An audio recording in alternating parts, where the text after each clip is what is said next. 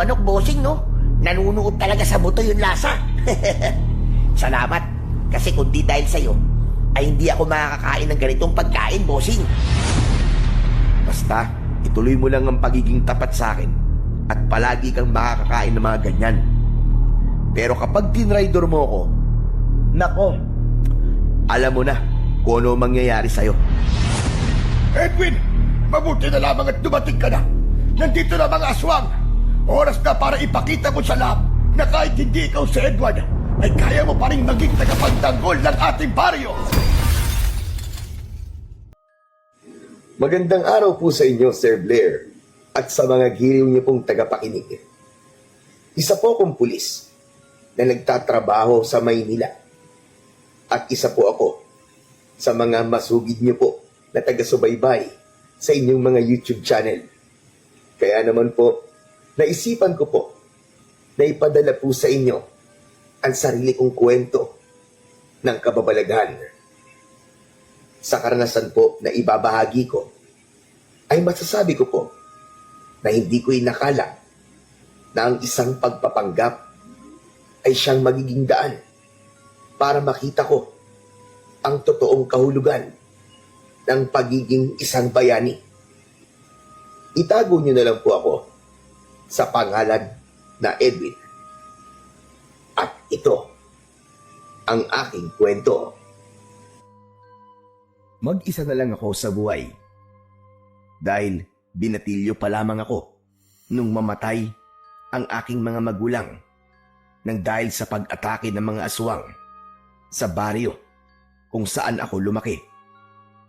Meron akong kakambal na ang pangalan ay Edward. Nang mamatay ang mga magulang namin, ay inaya ko siya na umalis sa aming baryo dahil hindi na kami roon ligtas dahil sa mga aswang. Pero nang panahon na yon, ay nagsasanay na siya para maging isang manunugis. Kaya tumutol siya sa gusto ko. Kahit mag-isa ko, ay itinuloy ko ang aking plano. Umalis ako at nagtungo sa Maynila. Akala ko ay magiging madali ang buhay ko kapag nakaalis ako sa aming baryo. Pero doon ako nagkamali. Ilang buwan akong naging isang palaboy hanggang sa napunta ako sa isang bahay ampunan. Sinuwerte ako dahil inampun ako ng mag-asawang walang anak. Sila ang nagpaaral sa akin hanggang sa maging isa na akong pulis. Ngunit tila may kakambal din akong malas dahil sabay silang namatay nang masunog ang aming bahay. Walang natira sa lahat ng pinaghirapan nila. Kaya simula noon ay naging mag-isa na ako at mas pinili kong manirahan sa isang maliit na barangay. Isang gabi, galing ako sa trabaho. Naglalakad ako sa skinita nang makita ko ang mga lalaking nag-iinom. Huminto ako at tinignan ko sila. Hoy kayo mga pare, baka naman mamaya mag-away-away na naman kayo ha. Pwede kayong mag-inom, pero ayoko na magkakapikunan kayo tapos magrarambulan kayo. Subukan nyo lang na mag-away at lalabasin ko talaga kayo. Nagpatuloy na ako sa paglalakad, pauwi sa aking maliit na bahay. Isang lalaki ang sumalubong sa akin. Maliit siya at payat ang pangangatawan. Uy, bossing Edwin. Magandang gabi. Grabe. Mukhang stress na stress ka na naman Ang haggard ng mukha mo eh. Paano di ako may stress? Nakita na naman kita. Nakita ko pa lang yung pagmumukha mo, nai-stress na kagad ako eh. Saka paniguradong manghihingi ka na naman sa akin ng pambili ng bigas. Bossing talaga oh. Alam mo naman kung bakit kita hinihintay na makauwi eh. Kakaunti kasi ang kalakal ko kanina. Pinambayad ko lang sa kuryente. Kulang pa nga eh. Saka, naglinis na ako sa bahay mo. Inayos ko na rin yung mga gamit mo sa kwarto. Oo na. Nadali mo na naman ako sa palinis-linis mo sa bahay ko. Ang mabuti pa, sumama ka na lang sa akin sa bahay. At doon ka na maghapunan. Nakabili naman na ako ng ulam kaya magsasaing na lang tayo. Uy, talaga bossing? Ano bang binili mong ulam? Baka naman lutong ulam lang yan sa karinderya ni Aling Tonya ha? Napakaalat kasi ng luto nun Parang gusto niyang magkaroon ng sakit sa bato lahat ng bumibili ng ulam sa kanya Ikaw na nga lang ang papakainin, ikaw pa tong nag-iinarte. Pero huwag ka mag-alala. Hindi ako doon bumili. Bumili ako ng isang buong litsyong manok. Uy, ayos. Masarap yan, bossing. Tara na, gutom na ako Ako na magdadala ng mga gamit mo, bossing. Hinayaan kong dalhin ni Bitoy ang mga bitbit ko. At nauna na siyang naglakad papunta sa bahay ko. Masasabi ko na tanging si Bitoy lamang ang mapagkakatiwalaan ko sa lugar na yon. Marami kasi na ang tingin sa akin ay barumbadong pulis at mayabang. Dahil yon sa paraan ko ng pagsasalita at pagkilos. Galit sa akin ang mga may ginagawang mali sa aming lugar. Gaya ng mga nagtutulak ng ipinagbabawal na gamot at yung mga maihilig makipag-away at manggulo. Dahil ginagamitan ko talaga sila ng kamay na bakal. Ang sakin lang naman ay ganun talaga ako kumilos. Isa pa, hindi ko rin kayang walang gawin o hindi umaksyon kapag may nakikita akong mali sa aking paligid. Kaya nga ako naging pulis ay para supilin ang mga kriminal at ang mga lumalabag sa batas. Para sa akin, walang kahit na sino ang mas nakatataas sa batas. Si Bitoy ang nagbukas ng gate ng bahay ko at siya rin ang nagbukas ng pinto. Meron kasi siyang sariling susi sa bahay ko dahil ganun kalaki ang tiwala ko sa kanya. May mga pagkakataon kasi na matagal akong nawawala sa bahay dahil sa trabaho ko. Kaya siya ang nagbabantay at naglilinis doon. Ayaw tumanggap ni Bitoy ng sweldo kahit inooperang ko na siya noon. Pero hindi ko kayang matiis na hindi siya bigyan minsan ng pera o ng pagkain. Malaki kasi ang utang na loob sa akin ni Bitoy. Pinagtripan kasi siya ng isang grupo ng mga kalalakian at pinagsasasaksak siya. Ako ang nagtanggol sa kanya at nagdala sa kanya sa pagamutan. Ayon kay Bitoy, kung hindi daw dahil sa akin, ay baka nasa ilalim na siya ng lupa at pinapapak na ng mga uod. Si Bitoy na ang nagsaing habang nagpapalit naman ako ng damit. Nang maluto na ang sinaing, ay pinagsaluhan na namin ang lityong manok na binili ko. Grabe! At sarap talaga ng lityong manok, bossing, no? Nanunuot talaga sa buto yung lasa. Salamat, kasi kung di dahil sa'yo, ay hindi ako makakakain ng ganitong pagkain, bossing. Basta, ituloy mo lang ang pagiging tapat sa akin at palagi kang makakakain ng mga ganyan. Pero kapag tinraidor mo ako, nako, alam mo na kung ano mangyayari sa'yo. Yan naman ang hinding-hindi mangyayari, bossing. Napakawalang utang na loob ko naman kung gagawin ko yun sa'yo, bossing. Kung di dahil sa'yo, baka pantay na 2 pa ako ngayon at inuud na ako Pero bossing, ang tagal na nating magkakilala. Pero hindi ko pa nakikitang binibisita ka rito ng mga kamag-anak mo. Bossing, nasan ba sila? Patay na ang mga magulang ko, Bitoy. Namatay sila dahil... Dahil ano, bossing? Basta, namatay na sila. Parehas pala tayo. Wala na rin kasi akong mga magulang Yung mga kapatid ko naman, hindi ko na alam kung nasang lupalop. Watak-watak kasi kami. Kumbaga, nakakalat kami sa iba't ibang parte ng Pilipinas. Kapatid bossing, meron ka ba? Sandali akong natigilan sa tanong na yun sa akin ni Bitoy. Naalala ko kasi ang kakambal kong si Edward. Hindi ko kasi akalain na magkakahiwalay kami ng kambal ko. Mula pagkabata hanggang sa nagbinata ay magkasama kami. Marami din talaga ang nalilito sa aming dalawa dahil talaga naman na magkamukhang magkamukha kami. Kung meron nga lang makapagbibigay ng hustisya sa salitang pinagbiyak na buga, kami na yon ng kakambal kong si Edward. Bossing, may problema ba? Bakit bigla kang tumahimik nang tanungin kita kung may kapatid ka? Meron akong kapatid, Bitoy. 2 lang kami. Ang totoo niyan, kakambal ko siya. Wow! Ang astig naman ng bossing. Hindi ko akalain na meron ka palang kakambal, bossing ha. Alam mo, pangarap ko rin na magkaroon ng kakambal eh. Kaya lang, wala sa lahi namin ng kambal. Kaya, wala akong magagawa. Talagang ginusto mo pang magkaroon ng kakambal, ah. Ano na lang ang mangyayari sa mundo kapag may 2 tao na nabubuhay na may ganyang muka? Pambihira ka naman, oo. Aray ko. Ang sakit mo naman magsalita, bossing. Teka, nasa na pala yung kakambal mo, bossing? Naroon siya sa probinsya namin. Gaya ko ay tagapagtanggol din siya roon. Ibig sabihin, parehas kayong pulis, bossing?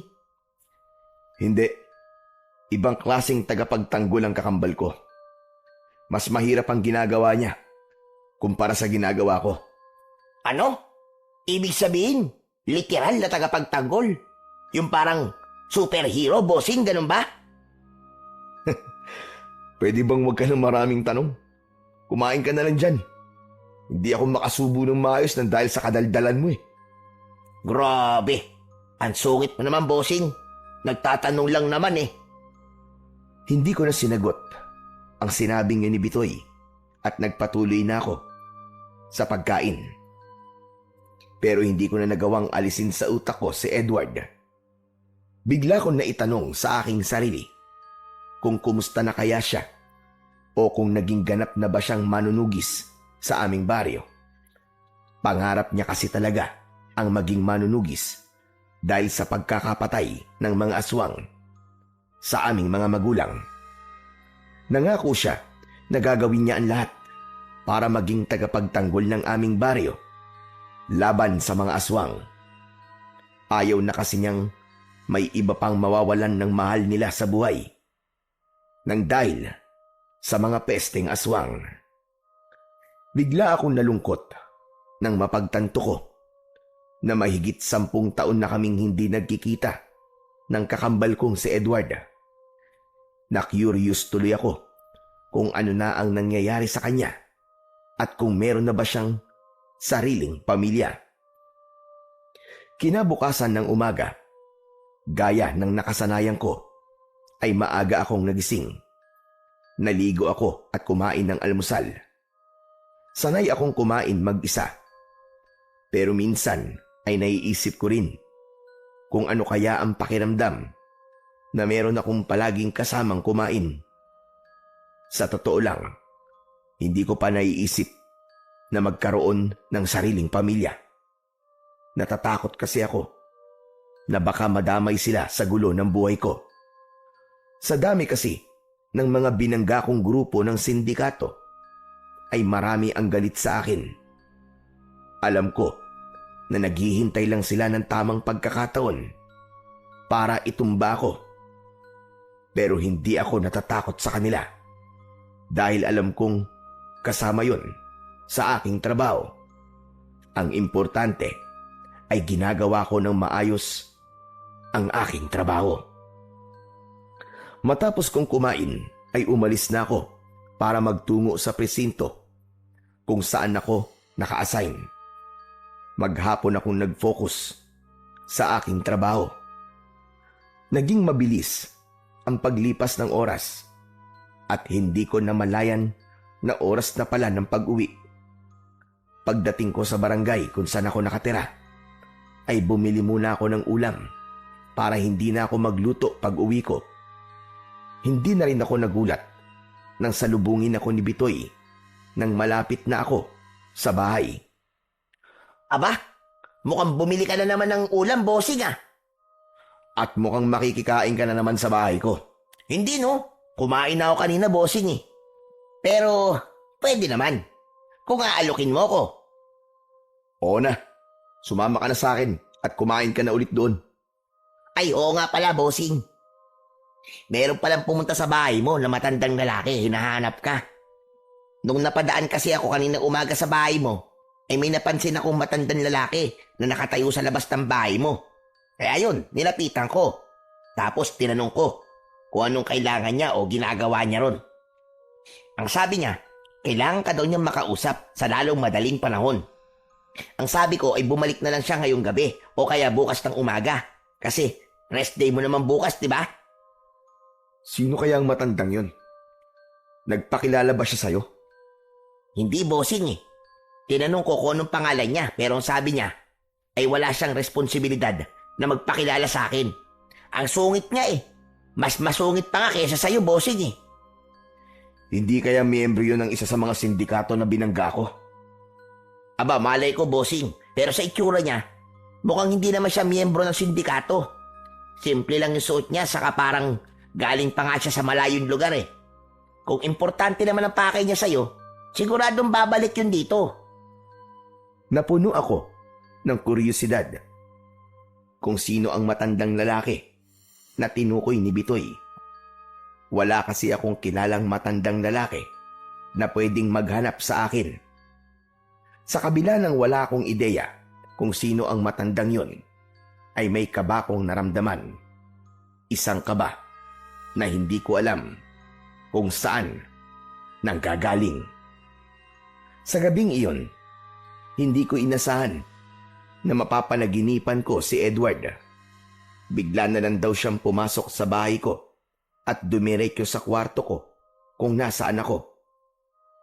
Nakangiti siya sa akin. Maaliwalas ang kanyang muka.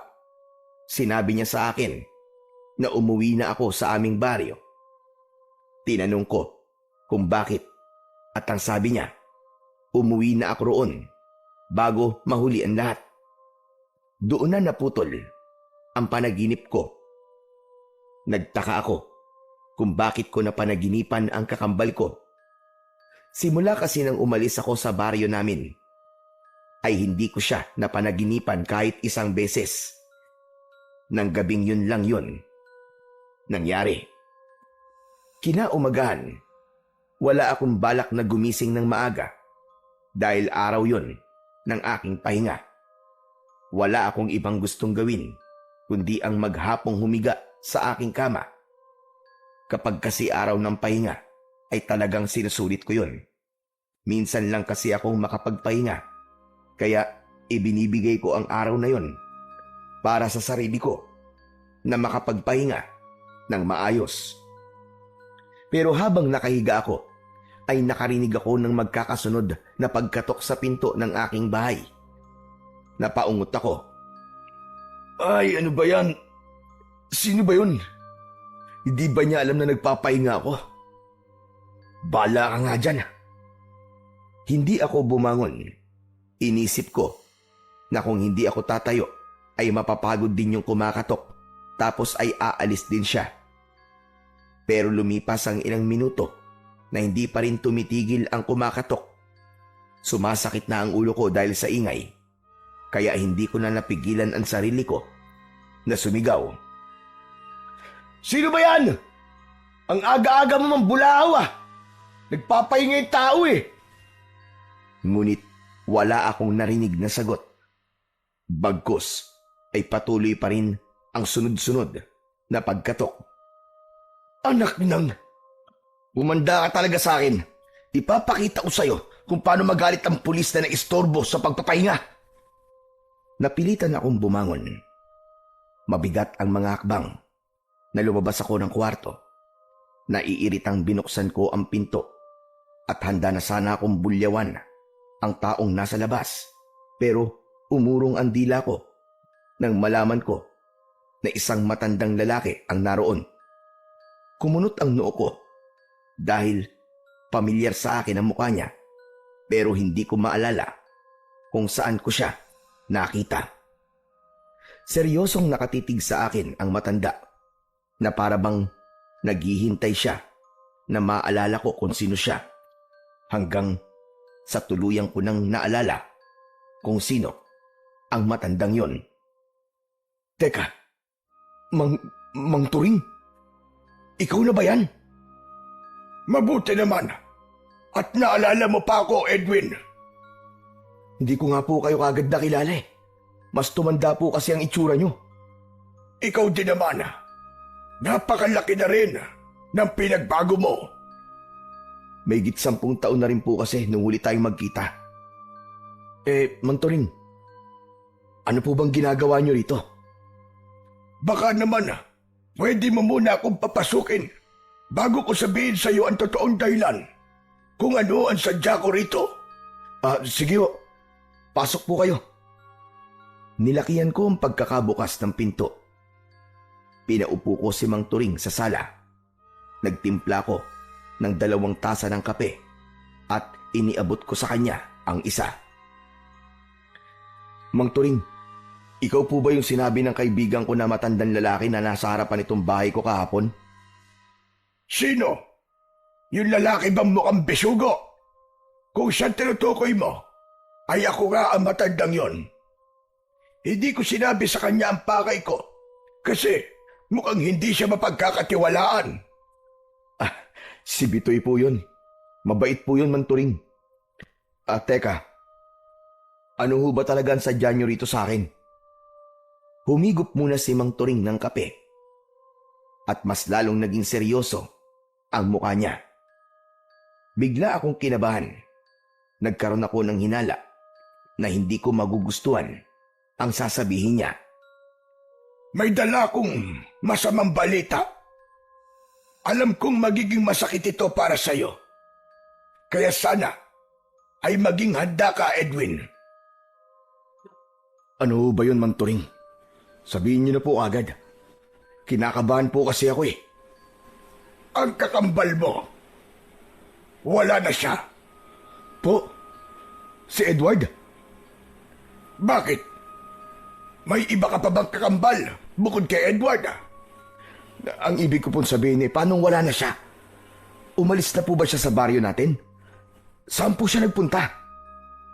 Hindi, Edwin. Patay na si Edward. Namatay siya noong nakarang gabi nung umatake siya sa kuta ng mga aswang sa gubat. Pakiramdam ko ay binuhusan ako ng 1 timbang tubig na punong-puno ng yelo. Napamaang ako habang nakatulala. Namuo ang luha ko sa gilid ng aking mga mata, pero tila ayaw ko mawala ng mga luha ko. Hindi totoo yan. Bawiin yung sinabi niyo, Mang Turing. Hindi pa pwedeng mamatay ang kapatid ko. At paanong mapapatay siya ng mga aswang? Isa siyang mahusay na manunugis. Sana nga, ay pwede kong bawiin ang sinabi ko. Pero yun ang totoo. Patay na ang kapatid mo, Edwin. Nakakalungkot na matapos ng ilang taong pagtatanggol niya sa baryo natin mula sa mga aswang, ay mamamatay siya nang dahil sa mga aswang. Hindi ako naniniwala. Siguro sinasabi niyo lang yan kasi gusto niyo akong bumalik sa baryo natin. Siguro inutusan kayo ni Edward na gawin yan kasi namimiss niya na ako. Sige, Mang Turing. Uuwi muna ako para makita ang kakambal ko. Hihingi ako ng tawad sa kanya kasi napakahabang panahon na nagawa kong tiisin na wag siyang makita. Pero Mang Turing, hinihintay ko lang naman na puntahan niya ako rito eh. Na siya ang dumalaw sa akin para maramdaman ko na gusto rin niya akong makita. Nagpapadala naman ako ng mga sulat sa kanya. Kaya alam niya ang address ko at alam ko hindi ang sagot kung bakit niyo ako natuntun. Malamang ipinakita ni Edward sa inyo ang sulat ko. Tama ka, Edwin. Ipinakita nga sa akin ni Edward ang sulat mo para sa kanya. Kaya alam ko kung saan kita hahanapin. Ang totoo niyan, plano ni Edward na puntahan ka kapag natalo niya ang mga aswang. Nang sumugod siya sa kuta ng mga yon. Pero nabigo ang kapatid mo. Namatay siya sa pag-atake niya na yon. Nang sandaling yon, ay naramdaman kong hindi nagbibiro si Mang Turing. Doon na bumuhos ng tuluyan ang aking luha. Kilala akong barumbado, pero hindi ko na pinigilan ang sarili kong hagulgol ng iyak. Wala akong kwentang kapatid. Hindi ko man lang nagawang protektahan ng kakambal ko. Patawarin mo ko, Edward. Patawad kung hindi man lang tayo nagkita bago ka mawala. Patawarin mo ko, Tol. Hinayaan ako ni Mang Turing na umiyak. Maging siya ay naluluha na habang pinapanood ako. Tumayo ako para magtungo sa kusina. Uminom ako ng tubig. Sinundan ako roon ni Mang Turing. Huwag mong sisihin ang sarili mo, Edwin. Wala kang kasalanan sa nangyari kay Edward. Kung meron ba dapat sisihin, ay yun ang mga aswang na ilang taon nang nanggugulo sa baryo natin. Namatay ang kapatid mo bilang isang bayani at namatay siya na ginagawa ang bagay na gusto niya. At yun ay ang protekta ng ating baryo mula sa mga aswang. Pero bakit siya namatay? Hindi ba siya tinulungan ng mga tao sa atin? Napakaraming lalaki doon na. Sa kasamaang palad, takot sa mga aswang ang lahat ng tao sa baryo natin. Wala sa kanila ang may lakas ng loob para makipaglaban. Kami lang ni Edward ang may lakas ng loob na harapin ang mga aswang. Pero ng gabing yon, mag-isang nagtungo si Edward sa kuta ng mga aswang. Hindi niya yun ipinaalam sa akin. Dahil marahil ayaw niya akong mapahamak. Nalaman ko na lang na nagpunta siya sa kuta ng mga aswang nang pumunta ako sa bahay niyo ng gabing yon para sana ikausapin siya. Pero wala siya roon nang pumunta ako, kaya nagkaroon ako ng hinala na pumunta siya sa kuta ng mga aswang. Uuwi ako sa atin, Mang Turing. Gusto ko nandun ako sa burol ng kapatid ko.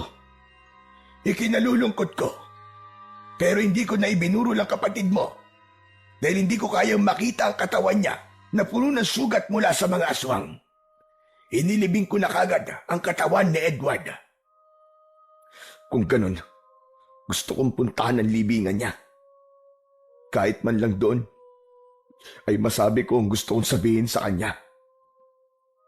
Mang Turing, sigurado ko na wala kayo matutuluyan dito. Kaya bukas po ang bahay ko para sa inyo. Pero gusto ko po na makaalis na tayo sa lalong madaling panahon. Aayusin ko lang po ng mabilis ang pag-leave ko sa trabaho.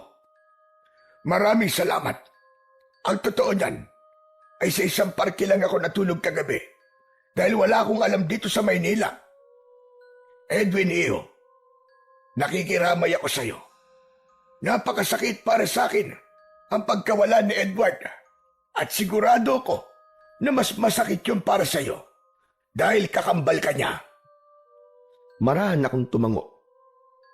Doon ko napagtanto na kaya pala nagpakita si Edward sa akin sa panaginip at pinapauwi niya ako sa aming baryo ay isa na pala yung pahiwatig na mawawala na siya.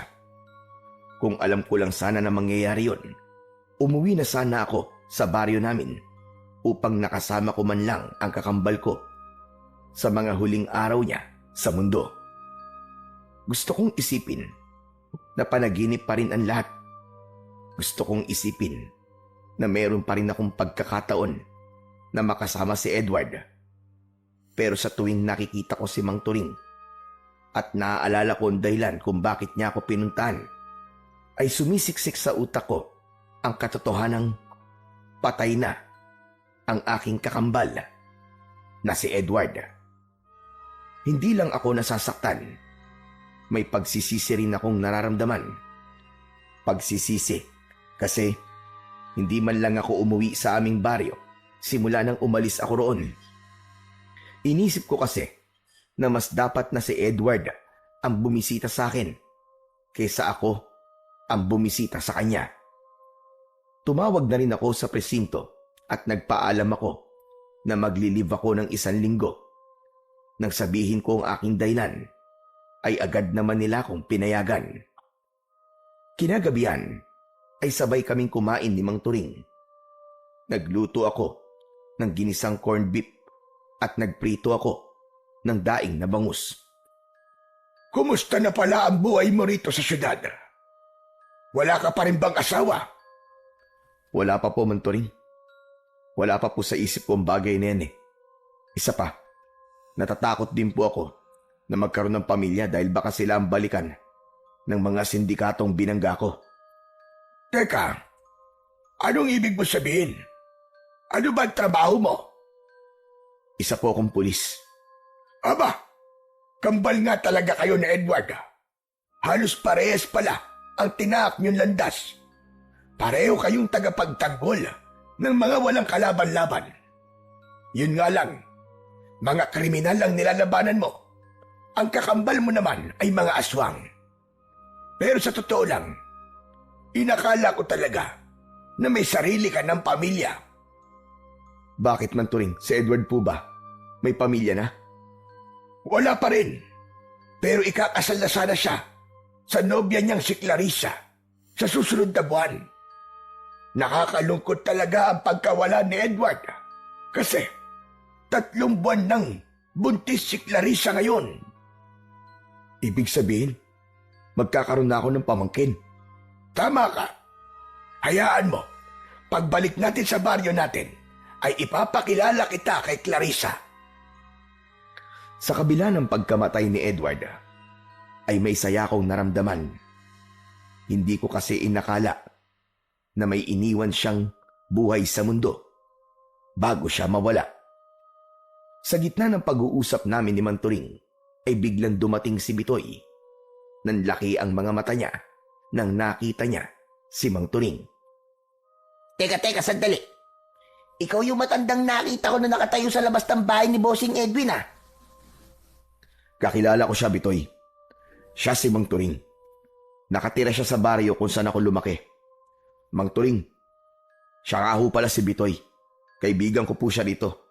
Mukha lang po siyang hindi mapagkakatiwalaan pero mabait po yan. Teka, Bitoy, ano bang ginagawa mo rito?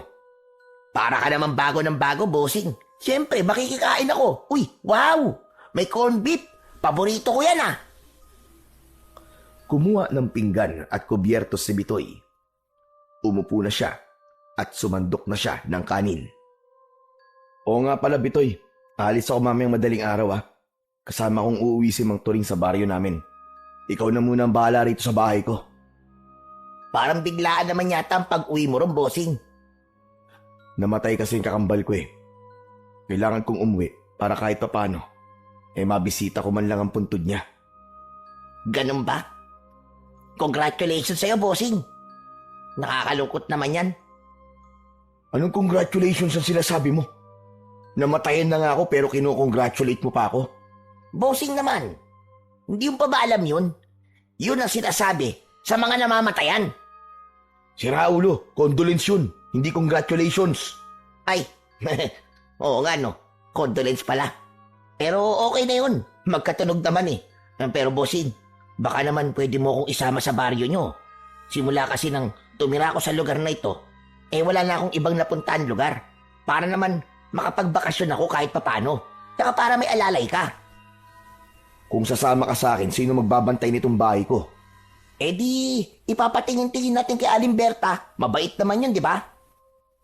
Sige na nga, sasama na kita. Nakakaawa ka naman pala kasi hindi ka nakakaalis sa lugar na to. Ayos! Kaya idol na idol kita, Bossing eh. Hindi ka lang pogi. Mabait ka pa. Naisip ko na walang magiging problema kahit isama ko si Bitoy sa baryo namin. Wala kasi akong planong magtagal doon. Ang plano ko, sa sandaling mapuntahan ko ang libingan ni Edward at makilala ko si Clarissa na nagdadala ng anak ng kakambal ko, ay aalis na rin ako roon. Hindi ko kasi kayang magtagal sa baryo namin, lalo na't alam ko na hanggang sa panahon na yon ay sumasalakay pa rin doon ang mga aswang. Hindi ligtas para sa amin ni Bitoy kung magtatagal kami roon. ng ilang araw. Madaling araw pa lang ay gising na kami. Sa bahay ko na rin natulog si Bitoy at naroon na rin ang bag niya na naglalaman ng ilang piraso ng mga damit niya. Madilim pa nang umalis kaming tatlo. Kinailangan naming sumakay ng bus na siyang naghatid sa amin sa isang pier. Mula roon ay sumakay kami ng barko. Alam ko na magiging mahaba ang biyahe namin. Kaya tumambay muna ako sa itaas ng barko upang pagmasdan ang napakagandang tanawin. Naalala ko na naman si Edward. Balak ko kasi talaga na kapag bumalik ako sa aming baryo, ay pipilitin ko na siyang sumama sa akin sa Maynila para hindi na ako nag-aalala sa kanya. Nagulat ako nang biglang tumabi sa akin si Bitoy habang nagmumuni-muni ako. Matagal pa ba tayo bago makarating sa inyo, bossing? Matagal pa, Bitoy. Aabutin tayo ng kulang-kulang isang araw dito sa barko. Bakit? Nagsisisi ka na bang sumama ka sa akin? Hindi no. Nakakatuwa ka kasi first time ko makasakay ng barko eh. Pero bossing, hindi ba ang kwento mo sa akin mag-isa kang umalis noon sa baryo nyo? Ibig sabihin, ganito katagal na biyahe pa lang ginawa mo? Grabe! Hanga talaga ako sa'yo, bossing. Oo, Bitoy. Desidido kasi talaga ako na umalis sa baryo namin para makapagsimula ng bagong buhay sa ibang lugar. Wala naman akong pinagsisisihan sa ginawa ko kasi natupad ko ang pangarap kong maging isang pulis. Ang tibay din ng loob mo, bossing. Biruin mo.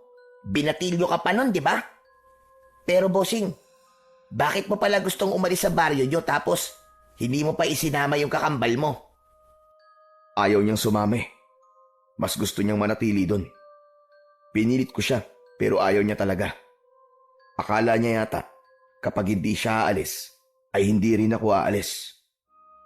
Pero kung meron man akong pinanghihinayangan, ayun yung mga taon na sana ay magkasama kami ni Edward. Nakakalungkot na kung kailan ako uuwi sa baryo namin, ay wala na siya roon. Nagpatuloy ang kwentuhan namin ni Bitoy. Napunta na yon sa kung anong bagay, gaya ng mga kalokohan namin ni Edward nung mga bata pa kami. Nang dahil doon, ay napagtanto ko ng gusto ang pagkukulang ko sa kakambal ko bilang nag-iisa niyang kapatid. Kung naging mapilit lang sana ako na sumama siya sa akin, sigurado ako na hanggang sa mga oras na ito ay buhay pa rin siya. Matapos ang halos isang araw, ay bumaba na kami ng barko. Mabuti na lang at umaga ng mga oras na yon dahil kung gabi ay paniguradong mahihirapan kaming bumiyahe. Mula roon ay bumiyahe pa kami ng ilang oras bago kami nakarating sa mismong baryo namin. Kapansin-pansin na pinagtitinginan ako ng mga tao. Inasahan ko na nagluluksa ang lahat dahil sa pagkamatay ni Edward, pero tila normal lang ang kilos ng mga taong nakikita ko. Nang makarating kami sa aming bahay, ay hindi ko napigilan ang maluwa dahil halos wala pa rin yung pinagbago. Nakasabit pa rin sa dingding ang litrato namin ni Edward noong mga bata pa kami.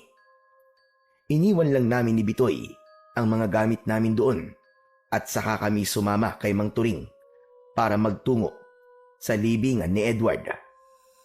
Nagtaka ako dahil imbis na sa sementeryo ay pumasok kami sa loob ng gubat. Hindi na lang ako nagtanong. Hindi nagtagal ay huminto kami sa tapat ng isang parte ng lupa na halatang hinukay at tinabunan ng lupa. May nakatusok sa ibabaw na isang kahoy na hugis krus. Dito ko inilibing ang katawan ng kakambal mo, Edwin. Hindi na muna ako nagtanong dahil hindi ko na napigilan ang mapahagulgol ng iyak. Nanghihina akong napaluhod sa lupa. Kung pwede nga lang, nahukayin ko ang kapatid ko ay ginawa ko na para mayakap ko siya kahit sa huling pagkakataon. Panay ang hingi ko ng tawad kay Edward kahit hindi ako sigurado kung naririnig ba niya ako. Hinayaan lang ako ni Namang Turing at Bitoy. Tahimik lang sila na nakatingin sa akin. Nang medyo kumalma na ako, ay tumayo na ako at pinunasan ko ang aking mga luha. Hindi na sayang ang pagkamatay ng kakambal mo, Edwin. Simula nang umalis ka, ay wala siyang ginawa kundi gawin ang tungkulin niya sa baryo natin. Nung sinasanay ko pa lang siya na maging manunugis, ay nakita ko kung gaano siya kapursigido. Gusto niya talagang maging isang mahusay na manunugis dahil sa pagnanais niyang maging tagapagtanggol ng baryong ito laban sa mga aswang. Anong sinabi mo, Manturing? Teka. Tama ba narinig ko? May mga aswang dito? Hindi ba sinabi sa'yo ni Edwin? Hindi ko na po sinabi sa kanya, Manturing, kasi aalis din po kami kagad. Gusto ko lang po talagang madalawang puntod ni Edward at makilala si Clarissa. Bossing naman! Bakit hindi mo sinabi sa akin na may aswang pala rito sa lugar na to? Pwede bang mamaya na tayo mag-usap tungkol sa bagay na yan, Bitoy? Mang Turing, bakit naman dito sa loob ng gubat niyo nilibing si Edward? Bakit hindi ho sa sementeryo? Para madali siyang mapupuntahan. May dahilan ako kung bakit ko yung ginawa. Isa pa, si Edward din ang may gusto na dito ko siya ilibing. Kasi ang totoo, hindi alam ng lahat ng tao sa baryong ito na patay na ang kakambal mo. Ang alam nila ay may pinuntahan lang si Edward. Kaya ilang araw na siyang wala sa baryo natin. Maging si Clarissa ay hindi pa alam na patay na si Edward. Ano? Bakit ganun? Ano pong tumakbo sa utak nyo? At hindi nyo ipinalam sa mga tao na patay na si Edward? Huminahon ka. Pakinggan mo muna ako. Gaya ng sinabi ko, si Edward ang nakaisip ng bagay na yan. Nang sundan ko sa sakutan ng mga aswang, ay nakita ko siyang puno ng sugat at naghihingalo. Sinabi niya na alam niyang hindi na siya magtatagal at alam niya na mawawalan ng pag-asa ang mga tao kapag nalaman nila na patay na siya. Sinabi niya na kapag namatay siya, ay pansamantala kong ilibing ang katawan niya dito sa gubat at hanapin kita. Ang gusto ni Edward ay puntahan kita at iiwi kita rito para ikaw ay magpanggap na ikaw ay siya. Dahil magkamukha kayong dalawa, naisip niya yung gawin upang hindi mawala ang pag-asa ng mga tao sa baryo natin na makakalaya pa kami mula sa takot sa mga aswang. Sinabi yan ni Edward? Hindi. Isa yung kalokohan. Hindi ito isang kalokohan, Edwin. Naiintindihan ko si Edward kung bakit gusto niyang isipin ng mga tao na buhay pa rin siya. Kung alam mo lang kung gaano umaasa ang lahat kay Edward na siya ang susi para matapos na ang paghihirap ng baryo natin na dulot ng mga pesting aswang. Gusto ng kakambal mo na huwag mawala ang pag-asang yon sa mga tao rito, Edwin. At sigurado ko na kapag nalaman ng mga tao na patay na si Edward, ay mas lalo silang matatakot. At anong mangyayari kapag pumayag ako sa gusto ni Edward? Magpapanggap ako na siya. Pero nung mangyayari, wala. Hindi mauubos sa mga aswang kasi hindi naman ako si Edward. Hindi ako isang manunugis at hindi ako marunong makipaglaban sa mga aswang. Hindi lang yun ang nais ni Edward na gawin mo. Gusto rin niyang ipagpatuloy mo at tapusin mo ang laban na kanyang sinimulan. Hiniling sa akin ni Edward bago siya mawala na sabihin ko sa iyo na ikaw rin ang tumapo sa pakikipaglaban sa mga aswang. At kapag nagtagumpay kang gawin yon, ay saka lang natin sasabihin sa mga tao na wala na siya. Ano? Pati pakikipaglaban sa mga aswang ipapagawa niya sa akin? Ano naman pong alam ko sa pakikipaglaban sa mga aswang? Mga kriminal lang ang kaya ko. Pero kung aswang na, ibang usapan na yun. Kaya nga ako nandito para tulungan ka. Ako ang magtuturo sa iyo ng mga dapat mong malaman. Isa pa, Ibinigay sa akin ng kakambal mo ang kanyang agimat na magagamit mo sa pakikipaglaban sa mga aswang. Hindi. Ayoko man, Turing. Hindi ako pumapayag. Nandito lang ako para puntahan ng personal ang libingan ng kakambal ko. Yun lang ang gagawin ko. Wala nang iba. At hindi na rin ako magpapakita kay Clarissa. At baka isipin pa niya na ako ang boyfriend niya. Pero Edwin, yun ang gustong mangyari ng kakambal mo. Hindi mo man lang ba kayang tuparin ang huling kahilingan ni Edward? Hindi mo ako makukuha sa pangungonsensya mo, Manturing. Hindi ako sasabak sa isang bagay na alam kong hindi ko magagawa ng maayos. Pulis ako. Hindi manunugis. Pasensya na, pero hindi ko po talaga kaya. Maiintindihan naman siguro ako ni Edward sa pagtanggi ko. Muli akong humarap sa puntod ni Edward at sa huling pagkakataon ay nagpaalam na ako sa kanya. Inaya ko na si Bitoy na umalis at nang naglakad ako ay sumunod na sa akin sina Bitoy at Mang Turing. Patuloy sa pangungumbinsi si Mang Turing sa akin, pero nagbingi-bingihan ako. Naniniwala ako na nagsasabi ng totoo si Mang Turing, pero alam ko ang kakayahan at kapasidad ko. Hindi ako kagaya ni Edward na binatilyo pa lamang ay sinanay na para maging isang mahusay na manunugis. Isa pa, hindi ko rin kayang manloko ng mga tao at paniwalain sila na ako si Edward para lang hindi mawala ang pag-asa nila na may tsansa pang makalaya ang baryong yun mula sa pagsalakay ng mga aswang. Bossing. Totoo ba talaga yung mga pinag-usapan niyo ni Mang Turing? May mga aswang talaga na sumasalakay sa baryong to? Narinig mo naman siguro mga pinag-usapan namin kanina, di ba? Kailangan ko pa bang magpaliwanag sa'yo? Medyo gets ko naman, bossing. Medyo hindi lang ako makapaniwala sa aswang-aswang na yan. Kasi sa Maynila ako lumaki. Wala namang kasing aswang dun eh. Mukhang aswang meron. Totoo mga aswang, Bitoy. Alam kong mahirap paniwalaan, lalo na sa mga kagaya mong lumaki sa syudad. Pero maniwala ka, totoo talaga sila. Mga aswang ang pumatay sa mga magulang ko para sa kaalaman mo. Kung ganun, bossing, kailangan na pala nating umalis dito. Hindi tayo pwede magtagal dito at baka abutan pa tayo ng pagsalakay ng mga aswang. Ganyan na nga ang gagawin natin. Uuwi lang tayo sa bahay namin para kunin ang mga gamit natin tapos babalik na tayo sa Maynila. Nagpatuloy ako sa mabilis na paglalakad. Nang nakalabas na kami ng gubat at nasa mismong baryo na kami, ay muli akong pinagtinginan ng mga tao. Yumuko ako dahil alam kong iniisip nila na ako si Edward. Nang nakarating na kami sa bahay ko, ay napahinto ako dahil may isang babae ang nakatayo sa labas ng bahay. Maganda siya, morena at balingkinitan ang pangangatawan. Mahaba ang buhok niya na may natural na malalaking kulot. Nagliwanag ang mukha ng babae pagkakita niya sa akin. Ngumiti siya, sabay takbo palapit sa akin. Nagulat ako nang bigla niya akong niyakap ng maigpit.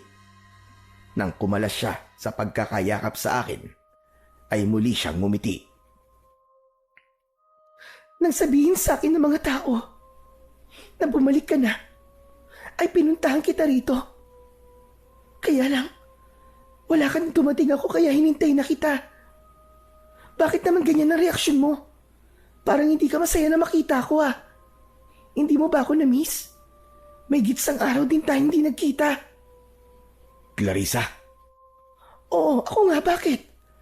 Nakalimutan mo na ba kung sino ko? Ay, Clarissa, pagod kasi ang si Edward sa biyahe. Hindi ba sabi ko sa'yo, ay nagpunta siya sa isang ermitanyo na nakatira sa malayong lugar dahil kailangan niya ng mga bagong kaalaman sa pakikipaglaban sa mga aswang. Kumusta naman ang lakad mo, Edward? Mukhang pagod na pagod ka nga. Pasensya ka na kung pinuntahan ka agad kita rito. Saka, gusto ko lang talagang sabihin sa'yo. Nasabi ni Aling Kuring ay delikado ang pagbubuntis ko. Kaya may mga halamang gamot siyang sinabi na kailangan kong inumin para mas maging makapit ang anak natin. Ayos lang, walang problema. Gusto rin naman kitang makita kagad kaya masaya ako na nandito ka, Clarissa. Sana naman may magandang nangyari sa lakad mo. Hindi ba? Na huling pag-uusap natin ay sinabi mo na baka puntiryahin ako ng mga aswang kasi buntis ako. Pero sigurado ka ba talaga doon? Sa sinabi mo na dito muna ako titira sa bahay mo para mabantayan mo ako? Ano? Magkasama tayong titira sa bahay ko? Sinabi ko yun? Oo, nakalimutan mo na ba? Clarissa, pwede bang saka mo na kausapin si Edward? Pagod pa kasi talaga siya. Kaya kung mapapansin mo, ay wala pa siya sa kanyang sarili. Kaya nga man, Turing. Sige, babalik na lang ako bukas. Nang nakaalis na si Clarissa, ay saka lang ako pumasok sa bahay ko. Sinundan ako ni Bitoy at Mang Turing. Nagpalakad-lakad ako dahil hindi ako mapakali. Hindi ko kasi akalain na sa iilang oras pa lang ako na bumalik sa aming baryo ay napakarami na kagad nangyari. Nakita mo naman siguro, Edwin. Hindi nahalata ni Clarissa na hindi ka si Edward. Kasi nga, talagang magkamukha kayo. Kaya kung papayag ka sa sinabi ni Edward, ay hindi ka mahihirapan na magpanggap. Sabihin na po nating madali lang na magpanggap na ako si Edward. Pero yung makikipaglaban po ako sa mga aswang, yun po ang hindi ko kayang gawin. Maniwala ka sa akin. Kaya mo rin gawin ang ginagawa ng kapatid mo. Gaya ng sinabi ko kanina, ay ako ang magtuturo sa iyo ng mga kailangan mong malaman. Pero nagbago na ba ang isip mo? Pumapayag ka ba na magpanggap bilang si Edward? Sige. Pumapayag na ako. Nag-aalala kasi ako sa pamangkin ko na dinadala ni Clarissa. Baka kung anong gawin sa kanila ng mga aswang. Hindi naman ako papayag na pinatay na nga nila ang kapatid ko tapos pati pamangkin ko na hindi pa ipinapanganak ay papatayin rin nila. Diyos ko, maraming salamat at pumayag ka na. Hindi mo alam kung gaano ako kasaya, Edwin. Pero kapag nabuking tayo ng mga tao, ikaw ang kailangan magpaliwanag sa kanila. Ikaw ang haharap sa kanila dahil plano nyo to ng kakambal ko. Huwag kang mag-alala, Edwin. Sigurado ko na hindi nila malalaman na hindi ikaw si Edward. Kahit nga si Clarissa na madalas nang kasama ni Edward ay hindi nakahalata. Basta, maging malumanay lang ang iyong pagsasalita at iwasan mo muna ang pagiging mayabang kumilos. Kilala mo naman siguro si Edward. Mainahon yung magsalita at gumalaw. Hindi ko alam, Mang Turing, kung kakayanin ko yan, pero susubukan ko. Pero, pwede po bang iwanan niyo muna kami rito ni Bitoy? Gusto ko na po magpahinga. Gusto ko pong kumalma. Mag-isip-isip. Saka, pwede po bang kayo na rin po ang kumausap kay Clarissa? Bakit ko naman kakausapin si Clarissa? Hindi ko naman po kasi alam na bago mamatay si Edward, ay sinabi niya kay Clarissa na dito muna tumira. Baka pwedeng sa inyo na muna tumira si Clarissa kasi mahihirapan ako magpanggap na si Edward kung kasama ko siya sa iisang bubong. Gusto ko na kapag nasa labas lang ako at may ibang tao ay saka lang ako magpapanggap. Para kapag nandito ako sa bahay ay mailalabas ko naman kung sino talaga ako. Naiintindihan ko. Hayaan mo at ako na ang bahalang kumausap kay Clarissa. Aalis na muna ako para makapagpahinga na kayong dalawa ng kaibigan mo. Muli, maraming salamat sa pagpayag mo, Edwin. Sigurado ako na napakasaya ng kakambal mong si Edward sa desisyon mo na yan. Marahang tinapik ni Mang Turing ang balikat ko bago siya umalis. Isinarado ko ang pinto at saka ako umupo. Tumabi naman si Bitoy sa akin at nairita ako sa klase ng pagngisi niya sa akin. Hoy, anong ibig sabihin ng ngisi mo na yan, ha? Tumigil ka nga kasi naiinis ako sa ngisi mo. Para kang aso. Napansin ko kasi na nagbago ang isip mo nang makita mo yung syota ng kakambal mo, bossing eh. Sa bagay, hindi naman ako nagtataka. Napakaganda naman pala talaga ni Clarissa. Siyempre, kapag nagpanggap kang si Edward, ikaw nang magiging syota ni Clarissa. Ang swerte mo, bossing. May instant jowa ka. Anak ng tutsang o, kahit kailan talaga manyak ka. Huwag mo akong itulad sa'yo ha. Hindi ako pumayag sa gusto ni Edward at Mang Turing dahil maganda si Clarissa. Pumayag ako kasi gusto kong protektahan ng pamangking ko. Saka naisip ko na tama si Mang Turing. Huling kahilingan yun ng kakambal ko. Kaya dapat ay tuparin ko yun. Para kahit man lang sa bagay na to, ay makabawi ako sa kanya. Pero bossing, ipapaalala ko lang sa'yo na kailangan mong makipaglaban sa mga aswang. Sigurado ka bang kayang-kaya mo yon? Hindi ko alam, Bitoy. Pero kailangan kong kayanin. Kailangan kong tapusin ang laban na sinimulan ni Edward. Bakit kasi hindi pa siya sumama sa akin noon nang umalis ako dito eh? E di sana, wala akong ganitong problema ngayon. Kaya dapat, maubos ko na ang mga aswang na yon para makabalik na ako sa normal kong buhay. Kaya nga, bossing eh. Pero naisip ko lang na napakahalaga pala talaga ng kapatid mo sa baryo nyo, no? Biruin mo, itinuturing siyang bayani rito. Si Mang Turing na rin mismong nagsabi na kapag nalaman ng mga tao na patay na ang kakambal mo, mawawalan sila ng pag-asa na makalaya sa takot nila sa mga aswang. Ibig sabihin, ganong kalakas ang kakambal mo sa mga tao rito. Natigilan ako sa sinabing ni Bitoy at may mga bagay akong napagtanto. Noon kasi ay iniisip kong isang kabaliwan ang kagustuhan ni Edward na maging isang manunugis. Para sa akin ay hindi praktikal na magpakabayani ka para sa isang buong baryo na puro pasasalamat lamang ang matatanggap mo. Iba kasi yun sa pagiging pulis. Ako kasi, kahit isinusugal ko ang buhay ko, ay may natatanggap naman akong sahod. Pero nang dahil sa sinabi ni Bitoy, napagtanto ko kung bakit ninais ni Edward na maging isang manunugis. At yun ay upang maging simbolo ng pag-asa sa baryo namin. At sigurado ko na natupad niya ang bagay na yun. Nang sumunod na araw, ay agad naming inumpisa ni Mang Turing ang aming pagsasanay. Isinagawa namin yon sa likod ng bahay. Habang si Bitoy naman ay pinapanood kami habang kumakain ng chichirya na parabang nanonood siya ng pelikula sa sinihan. Lumapit si Mang Turing sa akin at inabot niya sa akin ang 2 itak. Kakaiba ang hawakan nun dahil may mga nakaukit doon na mga simbolo na wala akong ideya kung ano ang ibig sabihin. Ano yan, Mang Turing? Bakit niyo sa akin ibinibigay ang mga itak na yan? Dahil ito, ang mga sandata na ginamit noon ni Edward sa pakikipaglaban sa mga aswang. Kaya ang mga ito rin ang gagamitin mo. Nagpapatawa po ba kayo? Pulis ako. Baril po ang ginagamit ko at hindi itak. Pero hindi na ikaw ngayon si Edwin. Habang nandito ka sa baryo natin, ay ikaw muna si Edward.